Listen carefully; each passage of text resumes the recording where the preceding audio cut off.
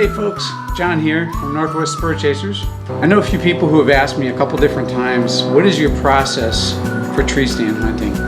What do you go through? Because I freeze my butt off, I can't stay up there long enough. I've had a lot of problems with it. You know, what exactly do you do? What is your setup? So what I want to do today basically is just take you through my setup, what I do personally, and I know we all have lots of different ways of going about that, but I'm just going to give you what I do. I'm going to try to take you through the process of from the house to the tree stand. I'm going to do my best to actually videotape this as well, not just now, but I'm going to try to videotape for the first time ever one of my successful archery hunts. Late season elk has always been pretty good. I have a few honey holes, one especially I call the meat locker for reasons that it's always fed our family for the past, 15 years at least. I've taken an elk there pretty consistently. When I had a bigger family and more people that needed it, it tends to be an area where you can take a bull or a cow. I'm not picky during the late season. I get a good solid cow coming through. Even if there's a bull in the background, if the cow's presenting me with a great kill shot, that cow goes down. I don't waste a lot of time in the late season. Anyway, so let me take you through the process of my tree stand hunting. Okay, basically when I wake up, and let's just back up even further. Everything I have laid out here has a purpose. All my clothing, everything, I'm going to take you through all of it piece by piece. What I do, why I do it. Even back there, I have more gear, and then everything laid out here in a nice old turkey pack, which at this point in time, I enjoy using more than anything else when it comes to tree stand hunting. Anyway, so let's take a look at some of this stuff.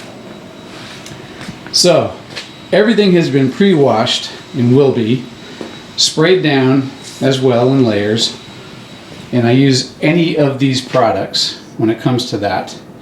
I like the Scent Away Max with the Fresh Earth. It seems to work really well. Of course, if you don't play the wind, I don't care what you do, you need to have a couple tree stands in a few different areas. And I'm telling you folks right now, the big thing when it comes to that is get your tree stands up ahead of time. Okay, really quick, I want to say something education-wise. Tree stand hunting. Hunters, please try to get your stuff up ahead of time. Don't do it at the last minute. You know, I love turkey season, and one of the best parts about it is I am scouting all the time for where I plan on hanging tree stands later on in the season. So don't come in a week or two ahead of time of the hunting season and start throwing your stuff up and leaving tracks everywhere and throwing food down. All you're doing is alerting animals to something that isn't normally in the area, and you're not going to be successful that way. You might get a young buck or a stupid animal that coming through that's just starving or whatever. If you're putting food out, that's fine, doesn't matter. If you're just hunting trails, but you got to do these things ahead of time. July tends to be my time for hanging tree stands, and I like to use more permanent ones like the ones I have back here. If they're brand new, I'll leave the straps on. If they're a couple years old, I chain them. Bolt everything down, lock everything down. And I'll pull out the last 6 or 7 climbing pegs, if that's what you're using. Often that's what I use. And that way it keeps the honest people honest. If a thief wants to take your stuff, and we've all had it happen, he's going to get it no matter what. I'd almost rather buy them stuff, so just come to me or give me a call instead of stealing stuff out of the woods. It's just real dirtbag hunting. Man, I can't stand that stuff. Anyway, so that's one thing I wanted to say. Get your stuff up ahead of time. Don't wait till the last minute to decide to go hunting. All right, back to the products. So, ahead of time, all of my clothes have been washed in ATSCO Sport Wash. I have talked about this stuff forever, and these products are fantastic. No issues whatsoever. If I've been scented, it's taken a lot. And the truth, folks, is you can't make yourself invisible. The best you can do is hope to be appearing further away than you actually are. So this stuff leaves nothing. Anyway, I wash all my clothing in ATSCO Sport Wash after making sure I've done one wash in the detergent in the washing machine with nothing in it, clean it out good, and then I'll put my clothes in to make sure I don't get any other scents in there from clothing that have been washed with regular wash. The other thing great about it is they also have a UV block, which I've talked about, and I'll talk about it in turkey season, but I don't want to get into it right now. Anyway, this stuff takes no UV, puts no UV into your clothing. If you have any light on you, you're not going to light up. And so all my clothing gets washed with that, hung outside to dry, air dry, then gets put into a sealed bag. And I always use pine boughs in the bag as well if I'm going to add any scent. And I make sure that I always pull those pine boughs from the area I plan on hunting in general. I don't want anything to smell out of the ordinary, if possible. All right, so I get up in the morning, I grab a light bite to eat. Usually it's oatmeal because it holds me down. And prior to that, I tend to be slightly dehydrated, which is what I want to be in a tree stand, preferably anyway. Each layer of clothing will get sprayed down also with these products in the morning as needed. My towels have been washed because in the morning I take a shower and I use the hair and body soap, Atsko wash.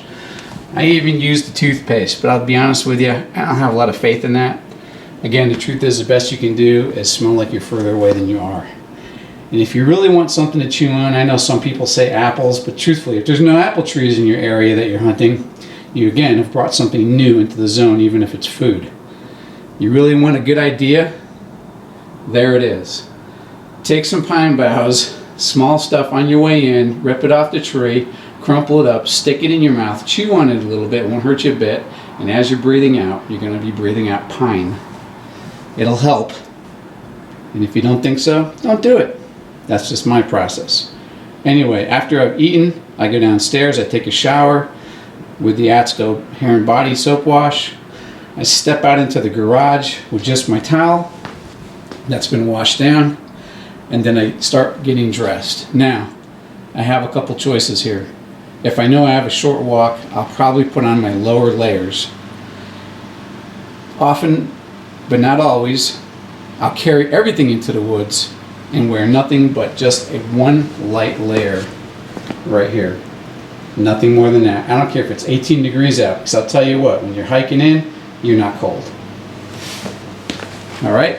So, let's just say I'm going to one that's not too far away. I'm going to step into my underwear while I'm standing in the garage, and then I'm going to step into these next two big heavy base layers. I like Cabela's Polar Weight. Up against your skin, it holds the air, warm air in really nice.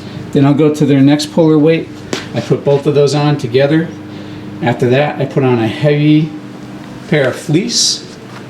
And then after that, I've been using Cabela Scent Lock clothing for a long time. Not because of it being scent free or any hope of that happening. I have no faith in that whatsoever.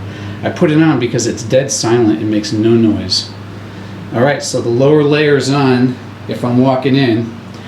And if I'm just going to pack it in, then I'll stop not too far, maybe 100 yards or so away, and then I'll get dressed right there by standing on a piece of plastic I'll put down. But anyway, for a top layer, I'm going to wear nothing but a light layer, really lightweight top and nothing else. And then in my pockets of my jacket, which we'll get to next, this is what's going in.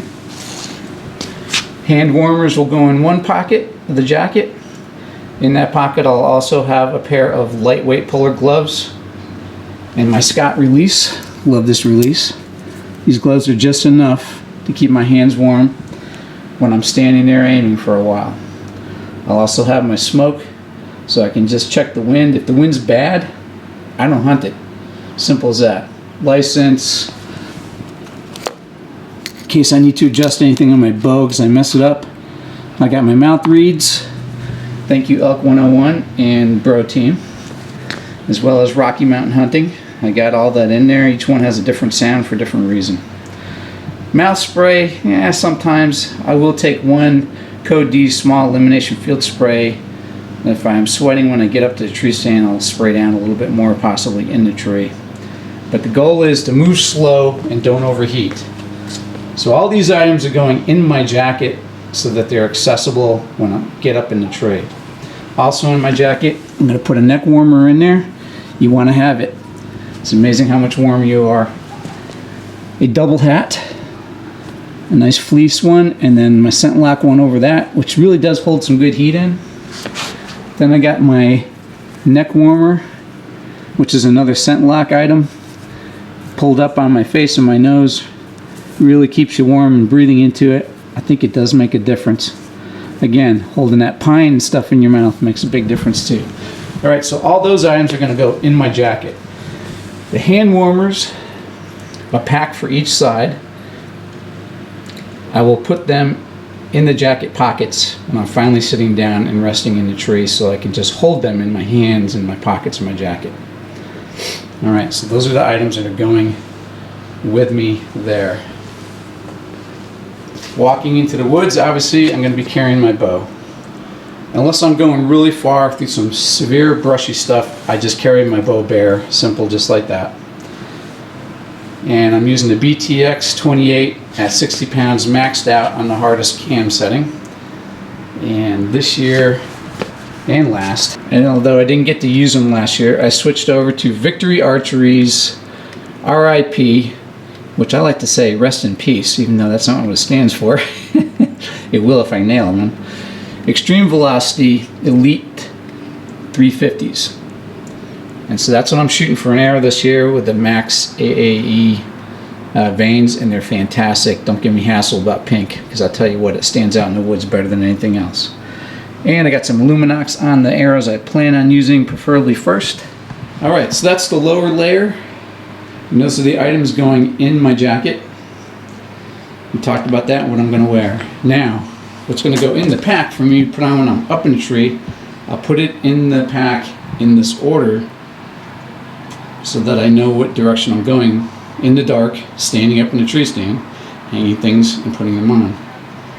So my first layer is going to be this nice Polartec, again from Cabela's. It's really good. It holds in heat really nice. Okay, once I put that outer layer on, that means I've had to take off the lightweight layer.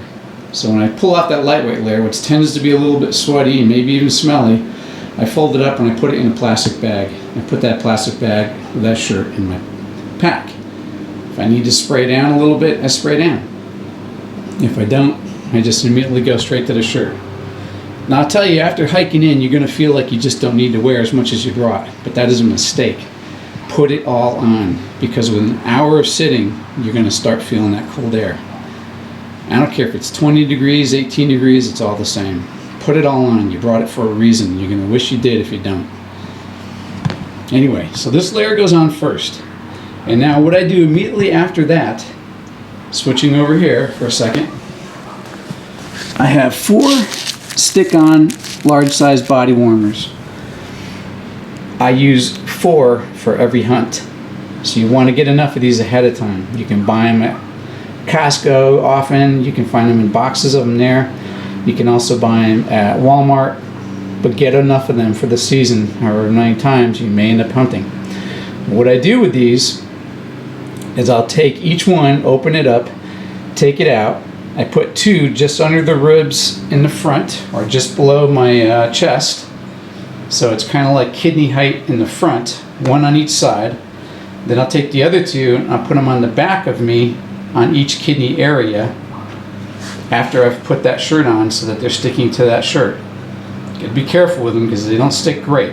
Anyway, put those on. Put them on no matter what. You want to be as warm as possible when you have animals in front of you and you're shivering because of stress. And this will keep you warm. I guarantee it. So, those warmers go on this shirt. Then after that, I have 2 more layers. Now, I love this Cabela's layer underneath with the fuzziness. This stuff, this Polartec, is amazing. It's very expensive, but I tell you, it's worth it. You put this on over this lower layer, and then 1 more, which is just a simple, it's one of the cheap Rockies, but it's just 1 more layer, because we're doing things to hold the heat in. And then if it's really cold out, and if I'm moving into the teens, I'll add another Polartec layer over all of this. Once all that is on, I have to run my Scent Lock jacket. Again, it's not Scent Lock because of what I believe it can do. It's the fact that this stuff is dead quiet when you draw back. You can brush across it and there's no noise at all. All right, so that is what I'm putting on, standing up in a tree, layer by layer, before I sit down. I get all that on, and then once the jacket's on, I'm going to pull these things out of the pocket slowly. First thing that's going to go on is my neck warmer, then my face cover, which is just a half face cover. Then I'm going to throw my hats on. All these are in the pockets of the jacket. Once I get all that on and I sit down comfortably, I'm going to open these up so that they're both open, and I'll put them in my pockets of my jacket so that I can grab them with my hands. Then, last but not least, so I don't drop anything, I'm going to put on my release of my gloves. Now, I have been shooting with these things, so I know what's going to happen no matter what. Don't wait till the last minute to find out how your bow is going to shoot when you add all this clothing to it. You better load up first and then go shoot. Because anyone who has any time in archery knows every time you change something, it tends to change your aim point. So I have shot with this stuff over and over. I know exactly what's going to happen. The other thing I didn't talk about, boots. Here's my setup for keeping my feet warm. I love these heavyweight muck boots. They are supposed to be scent proof, and I believe they are. I've seen elk cross my path numerous times, never smell a thing. I still spray them down. Socks with these heavy tree stand boots, which I love hunting in, no issues. For socks, start out, and everybody do this, I'm telling you, especially if you're in September and you're doing a lot of hiking for a lot of distance, get a pair of liner socks. Super thin, put them on first. I love the Fox River ones, they last longer than any other liner sock out there so far. And then get a good pair of socks, okay? Again, these are Cabela's. They're their scent lock sock, but there's nothing special as far as that's concerned. What I like about them is they're warm enough, but they're not too thick. Now you would think, put on a thick pair of socks. No, don't make that mistake. Put on a good quality, expensive pair of thinner socks with smart wool in them. Liners first, socks next. Okay? And then, once you put those socks on, and I do this at the truck. I didn't talk much about this either. I also love these Super Feet inserts because they are made of smart wool on one side. They're fantastic for walking in. Great early season turkey as well. Those go in the boots. Pull out the ones that come with. They're not that good. None of them are. Super Feet's got these good ones. All right, those go in the boots. Again, I didn't say it. These boots don't go on until I'm where I'm going hunting. They just travel in the truck with me. I'll put all my clothes on that I'm going to put on, carry all the upper stuff, but if I'm wearing the bottom clothes, I don't put the boots on until I get there. I just don't want to add any scent to them. They go on a piece of plastic in the truck. Everything goes on plastic. Anyway, I get there, my socks are already on, I step out onto a piece of plastic, I open up these toe warmers. Now each package of toe warmers has 2 pairs in them, all right? So there's 1 pair in each, so there's 2 pieces in each. So 1 per foot. I'll take them out and I'll put 1 on the top of my foot in the front of my toes and 1 in the bottom front of my toes. Then I'll step into my boots. Same with the other foot, step into my boots. Pull these and cinch them up against my clothing. All my clothing is in the boots except for my outerwear and my pants. They're hanging outside the boots. If you do this, you'll be nicely warm, but there's more still to add to it. All right, so we talked about all these items and the process that I go through. I know this is kind of random, so play it back if you need to. Here's one other item I want to add to it. Why is this big pile of plastic sitting here? Well, the reason that's sitting there is that goes on my driver's seat. It is a big piece of painter's plastic. It's been sprayed down as well. It hangs out with pine boughs also. And when it's hunting time, that goes on over my seat. It goes on over everything, my armrest, it doesn't matter, because I'm going there and I don't want to smell like a guy who just came home from work. Well, who knows what else is on my seats.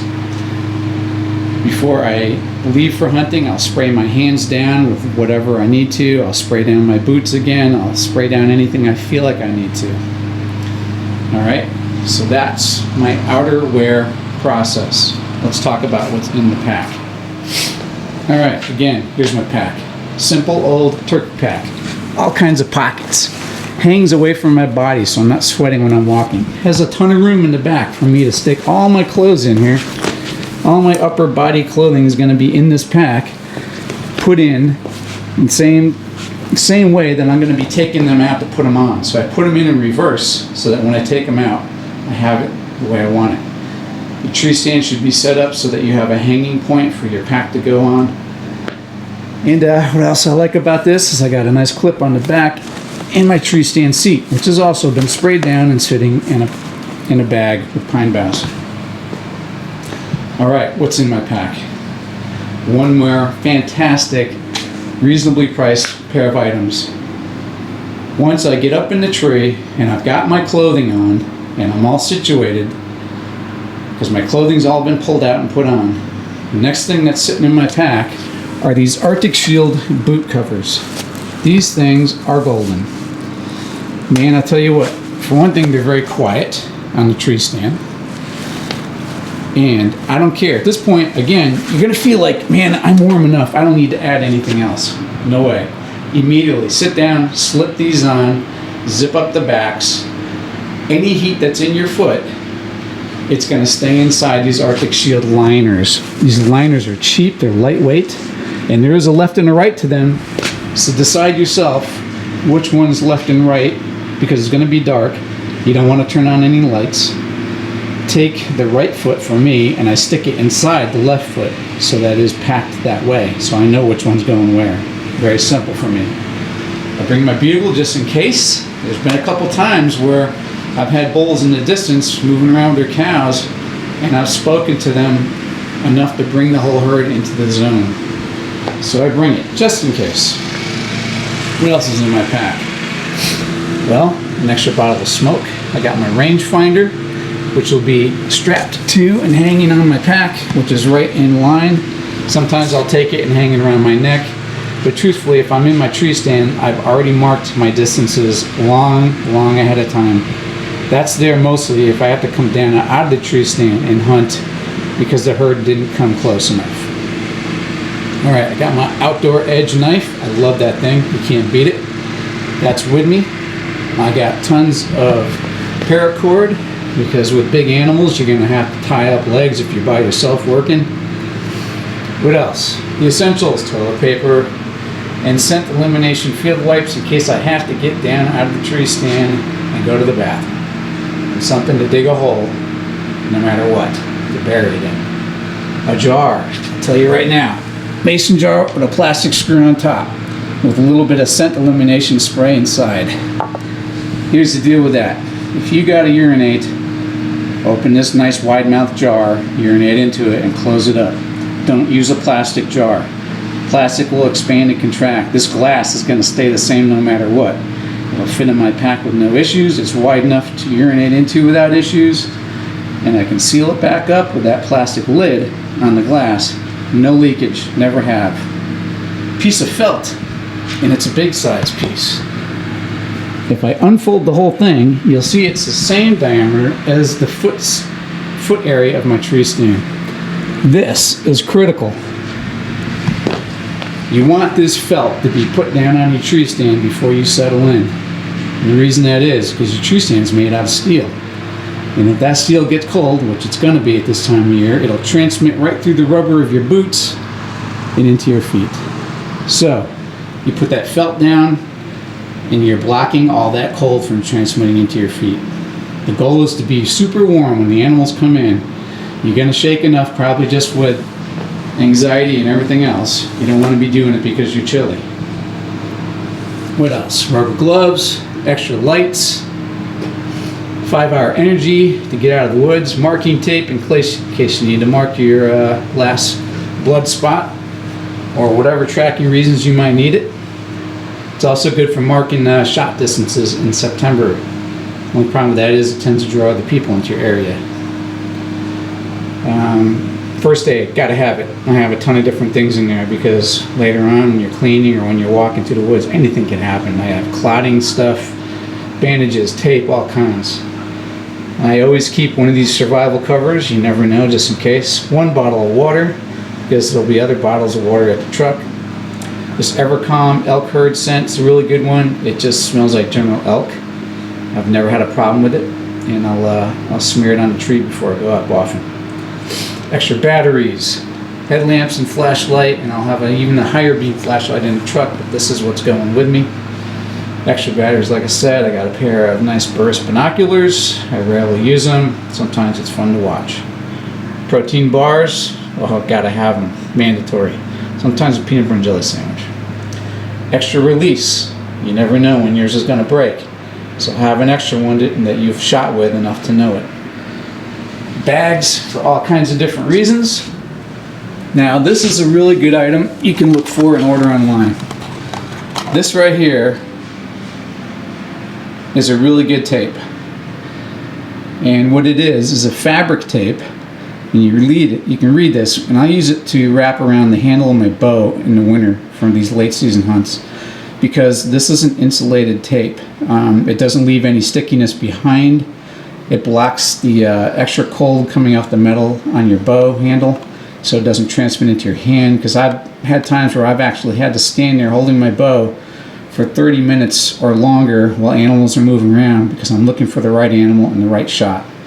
And so if your hand's on it over a period of time, you're going to start getting a little shiver. So this makes a big difference. You can put it on anything. Look it up. Good stuff. Made in USA. It can go wrong, right? Anyway, check it out. I'll show you where I put it on my bow. And tree stand umbrella. I love it. Screws into the tree up above you. I don't like to use it, but you know, it's better than having rain dropping on you, and it's better than having snow melting dropping on you. Problem is, it does make a little noise when the rain's hitting it. I've noticed it bothers animals a little bit, but not enough to make them leave. Enough to make them a little edgy. You can almost see their skin twitching as the raindrops are hitting this, but it still beats being wet. I love to use this Wicked blade. It is called the Wicked Bone Blade. I prefer it over anything else. You can cut anything with it. You never know when you're going to need to in a tree. Alright, so that's in my pack, along with my upper body clothing. Talked about that tape on the handle. You can see it right here on my bow, and I've shot with it. It has no effect whatsoever. What I like about it, like I said, and I've stuck my bow out to get it freezing cold. The other parts of the bow will be freezing cold, but it's amazing how this does not transmit cold through it, because it is designed to be an insulated tape. Alright, a few more things. In my truck, I have another whole setup. Why is that? Well, because everything I have here is designed to keep me warm in the tree stand. If I drop an elk, depending on how deep I am in the woods, you know, I tend to plan my hunts pretty well. And I'm not going super deep at this time of the year. So, if I'm making a shot on an elk, it tends to be around first light. That being the case, I will take my jacket off, turn it inside out, hang it over the carcass, and at that point, I will walk out to the truck. If I'm going really deep, I'll have a game cart already buried in the woods in the same area I plan on hunting, so it's there to get out with. If that's the case, I'm going to rearrange things. But where I plan on going this year is not that far, not super far, so this will be in the truck for me to change over into. I'm going to, if I make a shot and it's a good one, if it's a deer, no big deal, I'll drag it out. If it's an elk, I'm going to be calling for help. Anyway, so this is what's in the truck just in case. I will hike back out to my truck. I will switch over into my September boots. Love my Kentrex, man. I'll tell you what, these things are the bomb. I know there's lots of good boots out there, but so far I'm loving my Kentrex, and I love them for turkey hunting too. Extra pair of socks and liners just in case. I brought my Exo 3500. I always keep that in the truck because, again, if this ends up being a much deeper hunt and I don't have easy access, I can carry the pieces out with my Exo 3500. I love Black Diamond poles. These things are fantastic. They are solid. These are for heavy-duty trekking, which is what you want. And, of course, my Sitka gear. I got my pants, my basic jacket, shirts, vest just in case, extra layer of thermals, knee pads, which I hate wearing in the pants, but I'll use them if I'm going to be cleaning the animal. And I got my phenomenal Wapiti ultralight bags and an extra bone saw just in case. All that stays at the truck. Unless I'm going really deep, then I'll change over and we'll be packing more stuff. Also at the truck, I got BCAA Sport. I will make myself a nice drink when I get back to the truck, extra thing of water. And at this point, like I said, I tend to hunt slightly dehydrated so I don't have to urinate all the time. I will wolf down some organic coconut water because that hydrates your body really fast. Extra gallon of water, and there'll be more water in the truck as well. So all these items are sitting in my truck. Please don't find my truck and break in. That's about it, I think. I think we've pretty much covered it. You know, one other neat little item I love, I didn't talk about it, but this I will be wearing on the way in. And I can say Primos really went all out with this pocket for your bow. I love this thing. And that will hang on the belt, on your belt. It goes around your leg with that strap. And what it is just a simple bow pocket. So that when you're up in the tree stand, you got animals coming in, you're not having to stress your shoulder by holding up the weight of your bow, which I can tell you 10 minutes later can get really heavy. So you rest your cam in that pocket and just relax your arm. The minute you hear an animal, I stand up and I get ready like that. And you can sit there forever. I also use it when I'm stock hunting. It's a phenomenal piece of equipment to have. I highly suggest it. Pick one up. They're not very expensive. So you want that. Your cam will sit in it really nicely and it will relax your shoulder before you have to pick up and draw back.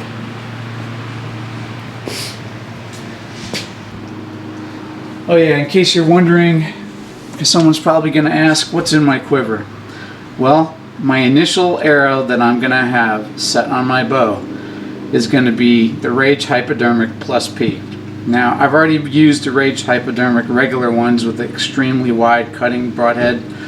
I've already taken a few deer with them. Pass-throughs have been no problem using my 60-pound bow. I've also shot elk with them numerous times with no issues. What I love about those are the blood trail is just amazing. Okay, if you make a bad shot with any broadhead, you're going to have a problem. And I know there's a huge debate between fixed blade and mechanicals, but here's the deal. Know your equipment. I know I'm going to be in a tree stand. I know my bow and how it shoots. I also know that the kinetic energy with this arrow, even though it's a super light arrow, I have a 60 grain insert up in front, stainless steel, and then I have a 100 grain broadhead. That is a perfectly balanced arrow. It's also giving me way more speed compared to what I could do with a heavier arrow. But the fact is, I'm going to be up close. Most every shot's going to be inside of 20 yards. No issue. So I got the Rage Hypodermic Plus P on there, which is a slightly relaxed angle, not quite as big a cutting diameter. I've already had pass-throughs on elk, and I've had buddies shoot them with no issues on some really big bulls. And the reason I have those is just because I really enjoy using them. They work great, they fly great, they're great out of this bow, and I've already killed a bunch of animals with them. So that's not the only thing in there. The other choice I have is I have G5 Strikers in here. I've shot the Strikers at elk, they've done great as well.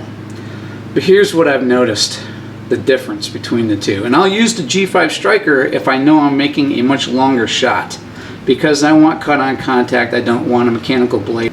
Because I know I'm losing energy over distance. Also, I'll use them in Idaho because you can't use a mechanical blade. But get with it, Idaho. I'd prefer to be using the mechanical blade. Sorry, folks, for those who disagree. We could play this game all day, and everybody has on the internet, so if you want to debate it with somebody else. Anyway, that's what's in my quiver in case you wanted to know. But I really like these arrows. I'm enjoying them a lot. And Spokane Valley Archery is where I go and where I have tuned in at. No issues. They fly great. and I've shot them at 50 yards with no issues whatsoever. Love this bow. Looking forward to it. Really hoping to get a chance to put an animal on film. So there's my setup. Oh yeah, what else? One other item. The simplest, cheapest little sled you can buy at Walmart. 3-person plastic toboggan sled. Throw that in your truck, because if it snows, you're gonna wish you had it. I have literally pulled the whole elk out of the woods on this thing. You know, it may take 2 trips, but it sure is nice if it snows. You can slip it out real easy. If it doesn't snow, the game card is the ticket for sure, but I'll have both of these in my truck also. The game card will be in the truck completely locked up. Or like I said, if I go further, it'll be out in the woods already, way ahead of time, covered up in pine boughs where only I know it is. So that's it. That's my tree stand run. This is what it takes. Everything's going to go in the truck and be sitting in there ahead of time. My truck will be sprayed down, wiped down, descented in every degree that I can with extra pine boughs in there stinking up my truck. Again, get pine boughs from where you're hunting. And that's it.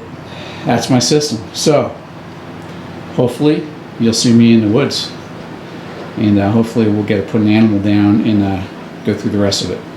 More to come, folks.